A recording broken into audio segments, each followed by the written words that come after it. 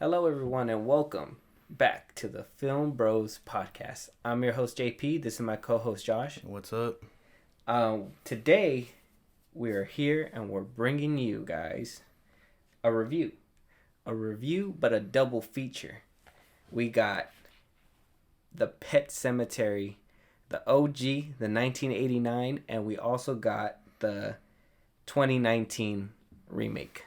Yeah, we're gonna be trying to find out which one is superior. I think.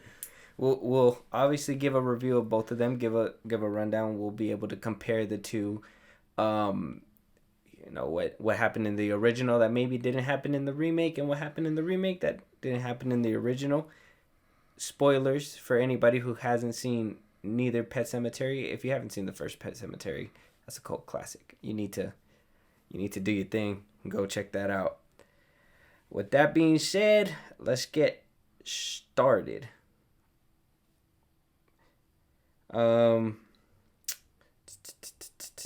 So we got. Let me see where to start. You can probably cut this out, right? So let's start with Pet Sematary 1989.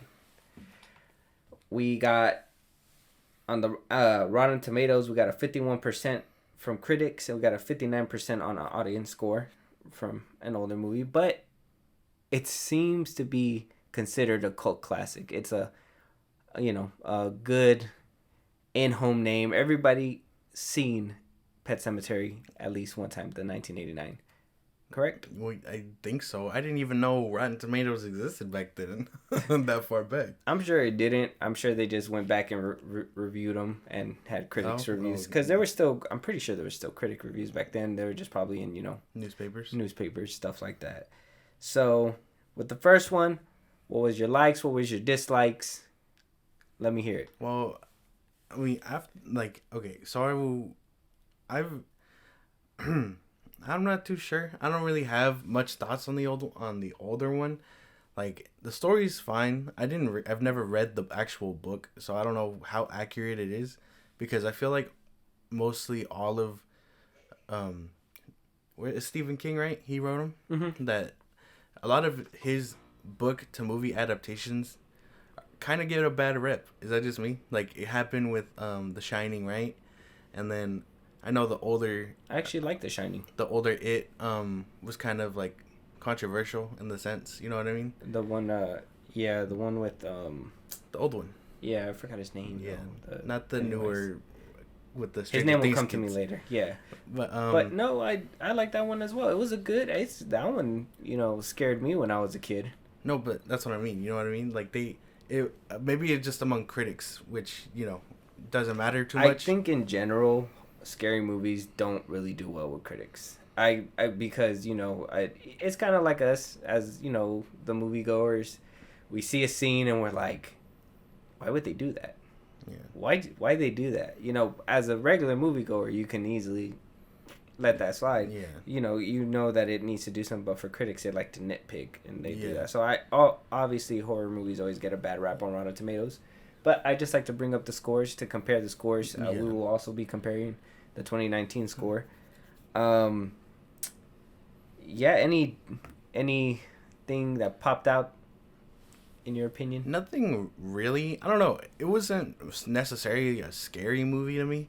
It felt like you can feel the tension and stuff, which mostly it's an 80s movie, right? Mm-hmm. A lot of 80s movies are good with that sort of thing. But I felt the plot was simple. Like and I'm sure maybe the book goes more into detail and stuff, but it was very straight to the point.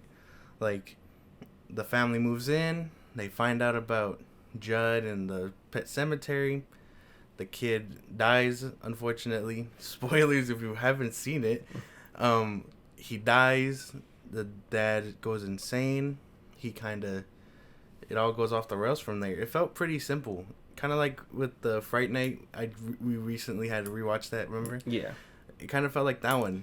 Yeah, because back in the 80s, it was more practical. There wasn't really too much. It was makeup, prosthetics, and, the Zelda character, the sister, the one that had the disease, the spinal, she was all prosthetics. Actually, fun fact, she was not a she was actually a he in prosthetics and female I think you prosthetics. can kind of tell that from certain angles, though. Yeah, and it was just to give that extra effect and all that. Um, Obviously, one big thing that happens in this one, you just said it, the son dies. Son dies. The whole ending to this one is completely different than the ending in the 2019 version. Oh, definitely. Um, how did you feel that how they went about the ending? Well, with the ending and the, are you talking about the comparing it to the OG right now, or are we still I'm just talking about the OG. Yeah, in just general? yeah. Like, what do you think The about the ending? ending. How did you feel? Obviously, Cage came out, right, started cutting people. I In my liked it. opinion, I don't really feel like they showed a lot. They just kind of brought him home, and then he was instantly Oh evil. yeah. He wasn't. Yeah, there was no real build. Like there was no connection. He was just sort of sneaking around after coming back, which is cool. Like the baby actor, he does his job. I don't know how well a baby acts, but he was doing his job pretty good. You know what I mean? Yeah, They were like, "Here, just hold this thing. It looks scary." He kind of just did it. You know what I mean? it's true. And then Kid killed it, he literally. yeah. And then obviously you can tell at moments he's a doll and stuff. But I think overall the ending was kind of nice. Like like yeah, you can already tell he's down this path. The dad is insane, and when he tries it on his wife, he's already just down the rabbit hole. And when the wife comes back, he's just like open arms with it because he just wants her back at that point. You know what I mean? Mm-hmm. So I think the ending it's pretty solid, I guess, for a movie of its time. Mm-hmm. Well, for a movie of its time, I loved Pet Sematary. Everybody who doesn't know, there's a second part out there as well, the follow up to that. We don't talk about that one, but I love the first one. It every time I watch it, it still brings back scary memories. I always remember being afraid of Zelda. She was completely scary. Right. Like as a child, she freaked me out 100%. The prosthetics weren't too bad, and they still kind of hold up today. So, I I really liked it. There was I liked how Victor Pascal, the dude that lost, his dome, was kind of, the guide and, kind of like the comic relief because he always had some kind of joke to give throughout the movie when he was, he was a playful kind of person, like haha, sadistic. Yeah. I liked him in that movie. In that movie too, the Pet Cemetery was fairly not used a lot. In the remake they show that they use it a little bit more, but in this one there's not really, it's kind of like a forbidden thing. The way Judd was introduced in this one, it was more of a happy occasion, like a hero type dude. He came in, saved the son from the road, kind of foreshadowing what's going to happen to him later on. He kind of came into the picture and was like, hey, I'm here to help you guys, but then ultimately, it led them down to their doom. He was just a helpful neighbor, which Mm-hmm. his character was cool. I know I enjoyed him. He's like a really good actor, and the whole time I was watching it, I was like, I wonder if like, I know he's probably not in much now, but I recognize him from like My Cousin Vinny and things like that. Yeah. So He was a well-known actor, for sure. But yeah, that pretty solid entry, I would say. Exactly. Right? Yeah.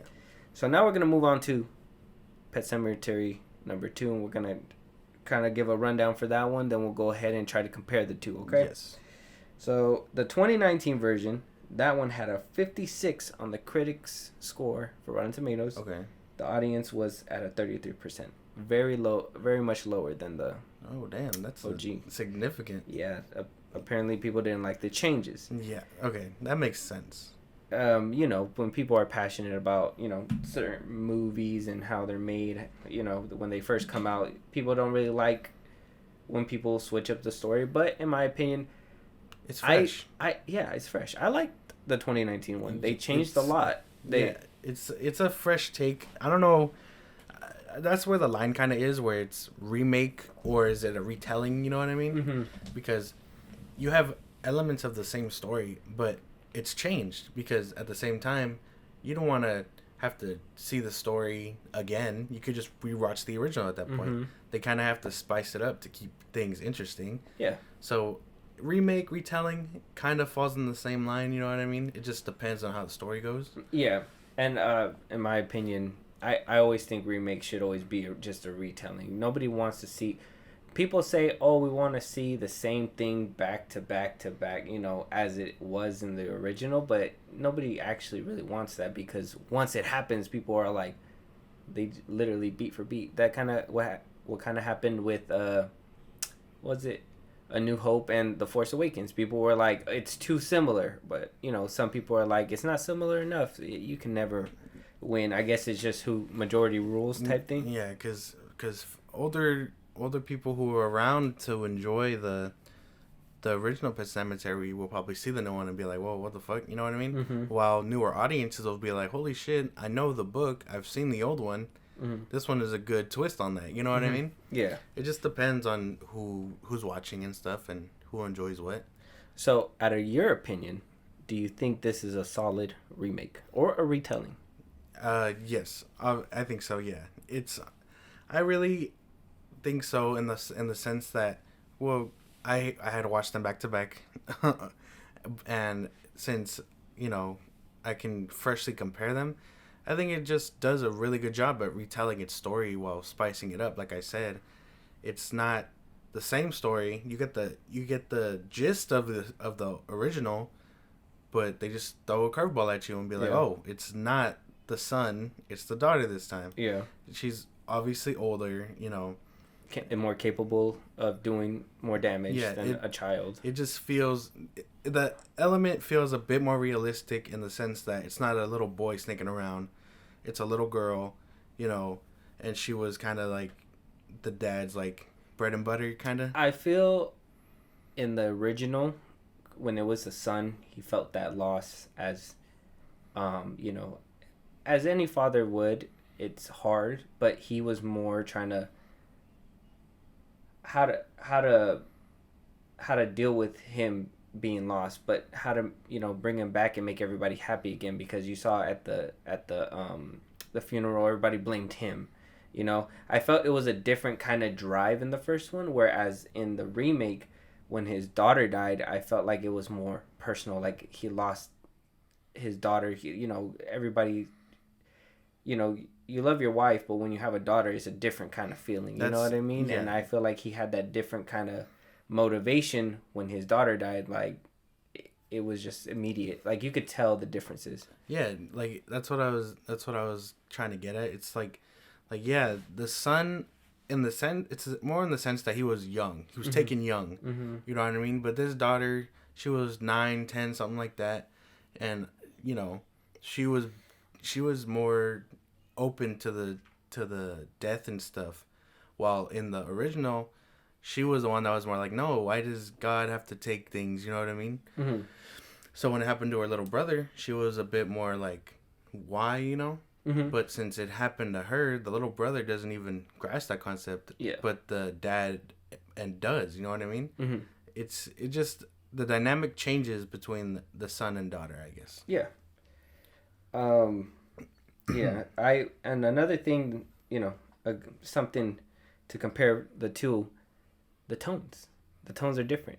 This one had a little bit more modernized, more horror type of tone. Definitely. And the first one had more like a 80s film. There was tension, but it didn't have that tension throughout the movie. There was days where it was super happy, and then when the suspense kicked in, it was suspenseful. You know what I mean? Yes. I kind of felt like the new one was more evenly toned. Like it was always like unsettling, suspenseful, while the other one had some, oh, we're happy in this scene, oh, we're upset in this scene, Yeah. stuff like that. Yeah, a lot of the 80s movies now, if you go back and look at them, they have that kind of formula.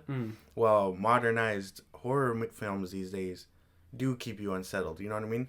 Like the house is always empty. The house is always dark. It's never like, oh, it's dark and then shiny and clean and sunny. You know what I mean? Like they keep that tone, and with the 80s one, like you said, it just changes. Like 1 minute they were eating a happy picnic, Yeah. flying the kite, and then cuts to the son dying and stuff. Mm-hmm. It's a big tone change. While you feel the eeriness in the 2019 one, and you can kind of, like again, because you know the story, you know it's gonna happen, except it's not the son, it's the daughter, and it happens around Halloween time, and it's not flying a kite anymore. It's because she lost her cat. Yeah. And they do well with the relationship of the cat and the daughter in the original. Yeah. But it actually, it being the daughter this time, it changes it, I think. Yeah. A little bit. Yeah. It just I agree. Yeah. Yeah. The tonal shifts, everything's completely different with both movies. And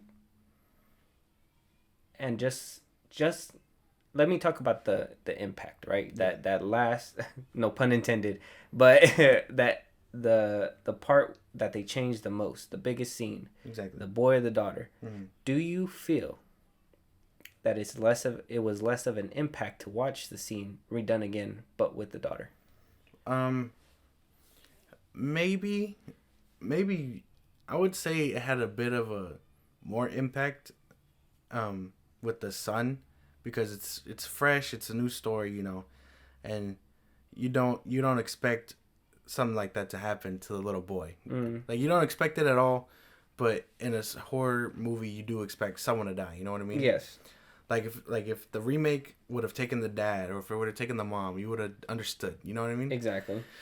But it's just different because you would expect the son in the remake to get got, but it doesn't happen. It's the daughter, and I just feel it's that shock value, like, oh shit, it's not the son this time, it's the daughter. So I think that it impacted a little bit more with the daughter, but with the original, you still get that shock, like, damn, they really killed the son, you know what I mean? Yeah. It's just, especially back then, back in the 80s, they were very afraid to even do an on-screen killing of a child, because that was always, bad for business kind of thing. It was a taboo thing, it was always teenagers or adults getting killed. It was never children. Exactly. Which, in my opinion, like, it's always terrible when a child dies, but I do kind of like the portrayal that they do that now a little bit more. I kind of feel like Pet Sematary kind of paved that way to kind of allow filmmakers and creators to go down that path, children dying, etc. As sad as it is, it's good to see and have that little relation, down to that level.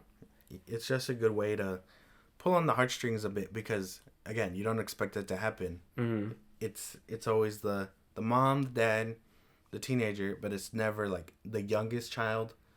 It's either the two youngest children that survive. It's never actually like one has to go like that.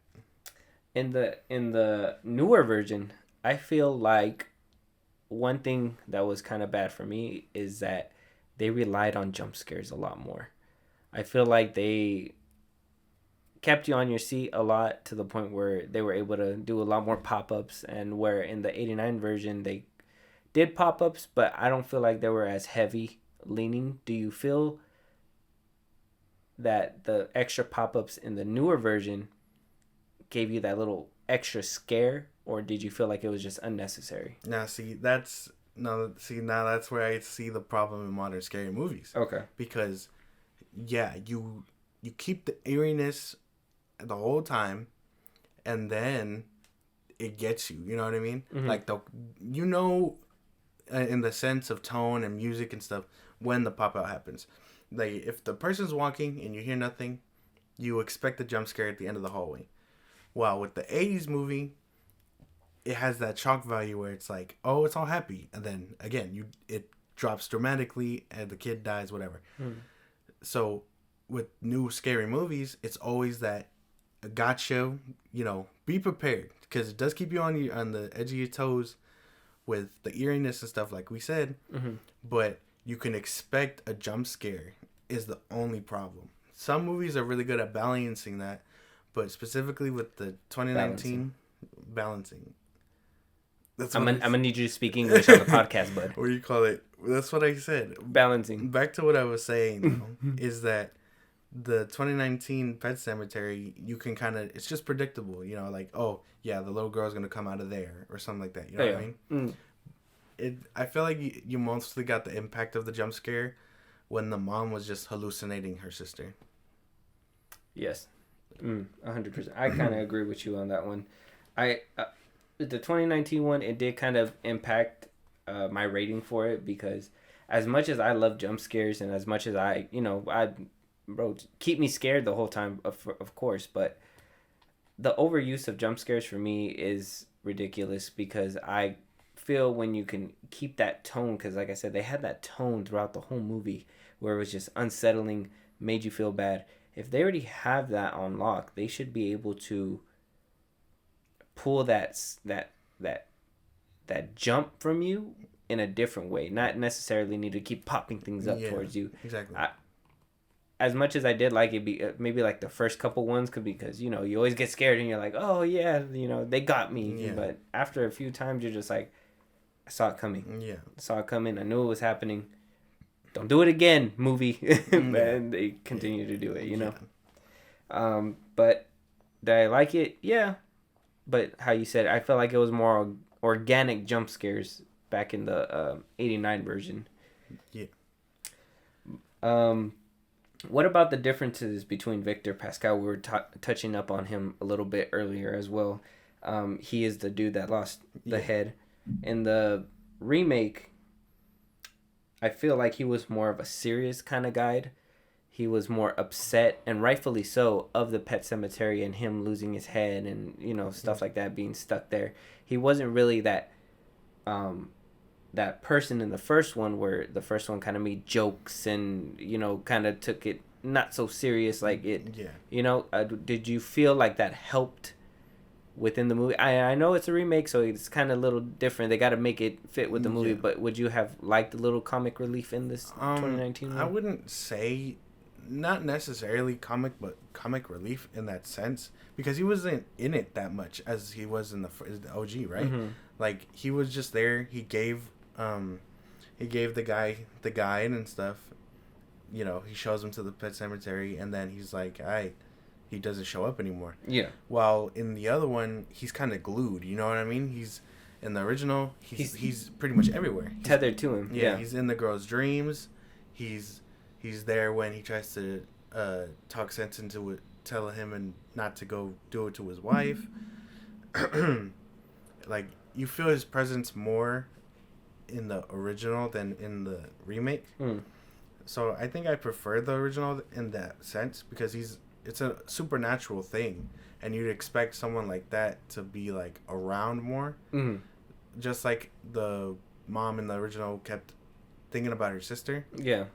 What do you call it? You felt that. You know what I mean? Mm. You felt that supernatural thing that she was holding on to was also being impacted into not just the Pet Cemetery aspect of the son coming back and stuff, but in the sense that what was his name? The dude's name? Sorry.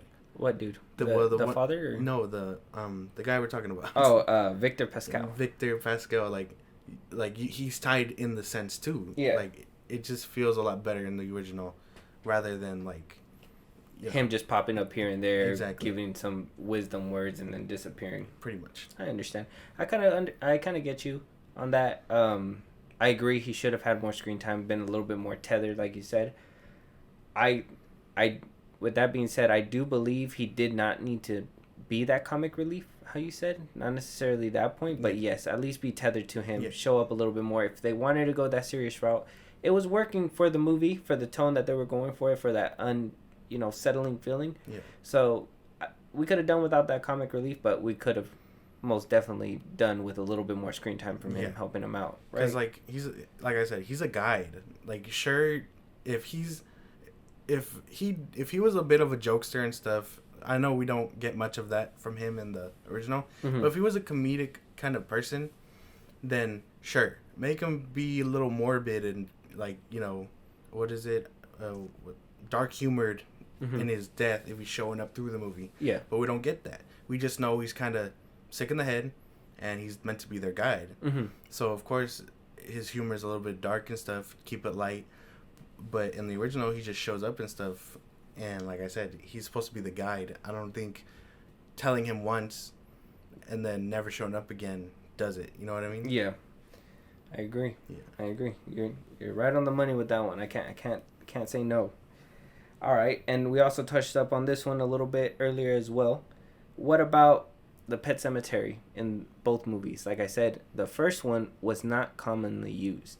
People did not go there and do rituals like in the 2019 version. They had the kids marching over there with their animals like it's a normal Tuesday. Yeah. They just were like, hey, my animal died, let me go bury him over here, right? Pretty much, with masks and all that stuff. A little creepy. Would I have moved? Probably. I would have seen that and been like, bro, that's not normal. We need to hike up the road. So for me, I kind of feel like in the remake they shouldn't have done that, made it so known that it's used that way. I feel like if I was in the situation, or because you're supposed to relate to the movie, if I was in that situation, I'd just be like, "This some white people shit. I gotta get out of here, bro." Where are your parents? Exactly. Like, why are you guys doing this? So on a regular Tuesday, man, it's a work week. What are you doing? With that being said, what do you feel about both Pet Cemeteries? I think the way they use them is different though, because in the remake, it doesn't feel like it's in the middle of nowhere, if that makes sense. It feels like if you were to just step out past the bushes, you'd see the town. You know what I mean? Mm-hmm. But it's just the neighbor next door. But it doesn't feel as secluded as the original does, if that makes sense. Yeah. The original, it was only the two houses. You had to drive maybe a couple miles out just to get to the city or town, whatever. And then, but the Pet Sematary in the original just felt more secluded in the sense. That's why it felt abandoned and stuff. That's what I think. And while not many people in the remake use it, the kids use it because it's their pet. Yeah, it would make sense for kids to be like, maybe it would make sense for kids to want to bury their pets, but not put on masks to do it. Yeah, not make it a block party type thing. Like, hey, yo, my homie died. We need to go pour the 40 out for him real quick. So I just feel like it felt more of like a town thing because it was just there. And who's going to tell kids to leave them alone? It's not like they're going to listen. You know what I mean? It's true. So it just made sense that the community kids, whenever they lost a pet, they'd go bury him. While in the original, they were in the middle of nowhere. No kids, no nothing. It was just them. Well, I mean, they had other plots there, so I'm assuming they would go. But I'm assuming in the original, obviously, I'm assuming that they would just go on their own time, one person at a time. Hey, my dog died. Let me go bury him in the Pet Cemetery. Yeah. You know what I mean? And I feel like they would do that in the original, where this one, they made a party out of an animal dying, Yeah, but that's because they were so close, is what I'm saying. You know what I mean? Like, in the original, it felt like you had to go to their house, their property, and then travel down the path. You know what I mean? Yeah. It wasn't like a public space, you know what I mean? At that point in the original, it just felt like private property. Got you. Yeah, makes sense. I mean, I don't know. So do you sit well with it, or you don't sit well with it? I sit well with it, I'd say. With the change in the 2019 version? Because it makes sense for the story and modernization of it, I guess. Okay. Because I can actually see the community coming together. For the story and everything, I will say they did over the top. That's why I got to give this part to the original. Because like I said, it seemed in the original like people would just go and be like, my cat died. Let me go take my daughter over there and bury it and not make it a whole... Yeah, it was more closer, but still, it's still kind of weird to invite friends to go bury a cat sometimes, Yeah. But, different city, different kids, weird habits. I don't know.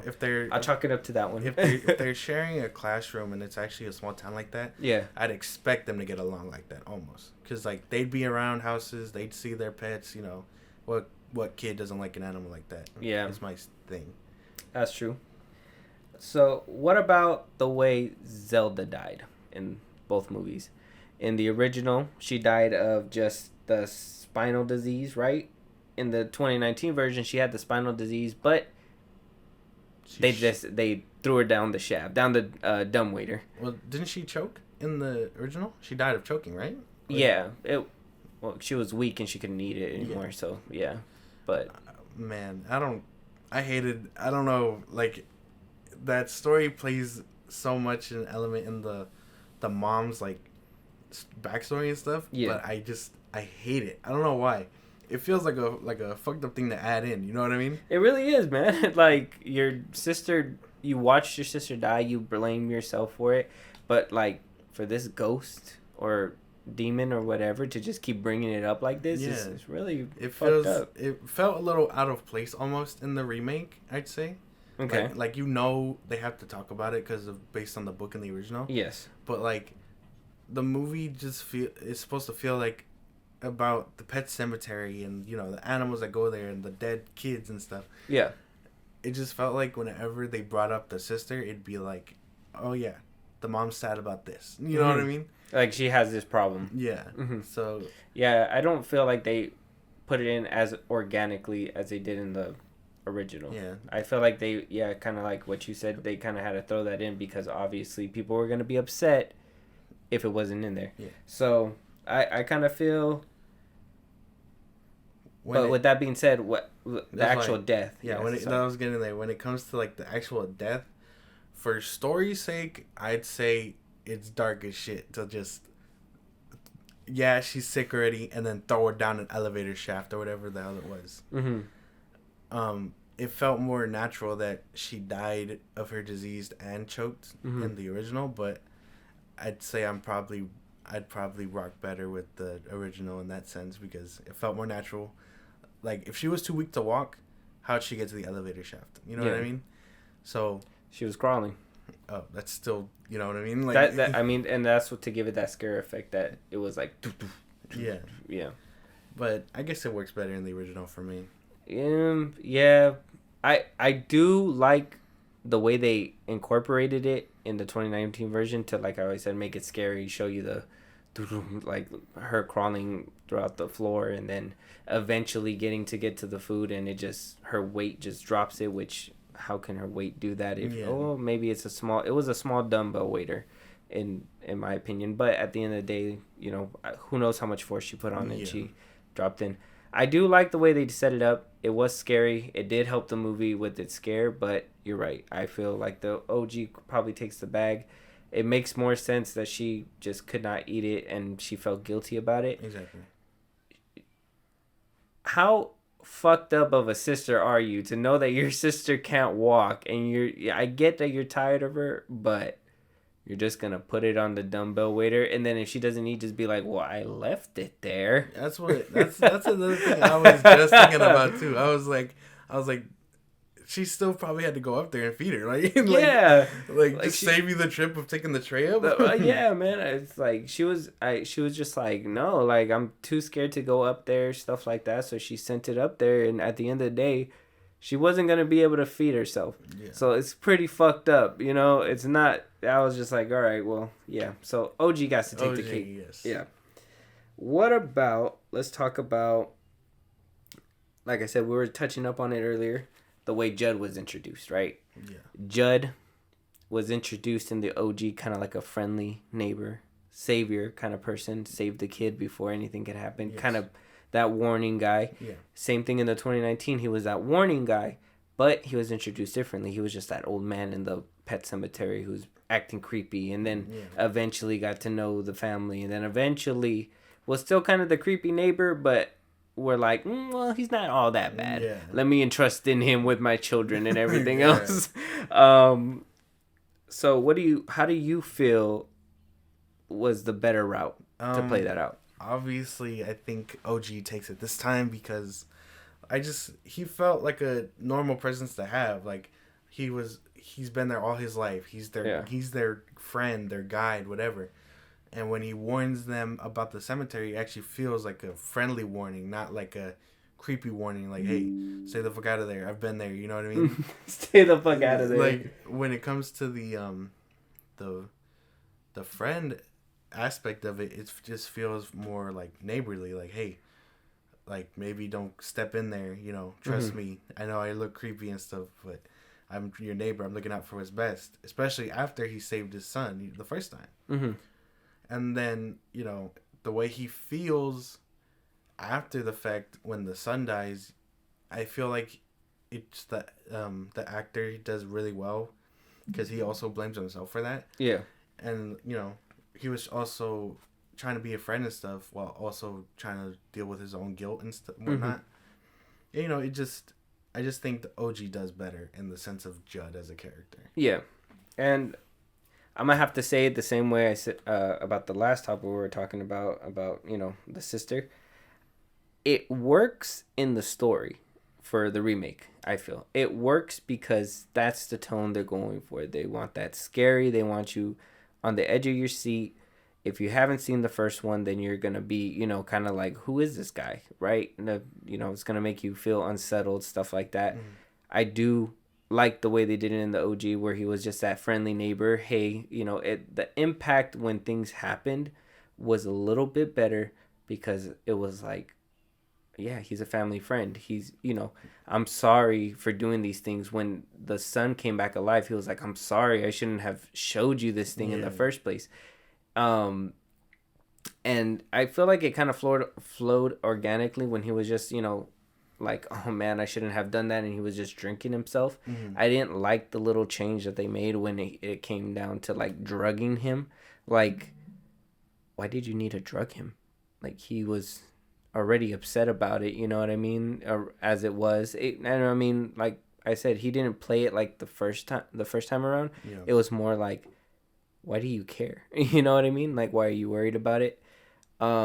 So yeah, I think they did do better with the whole friendly neighbor stuff in the first one Yeah. over the remake.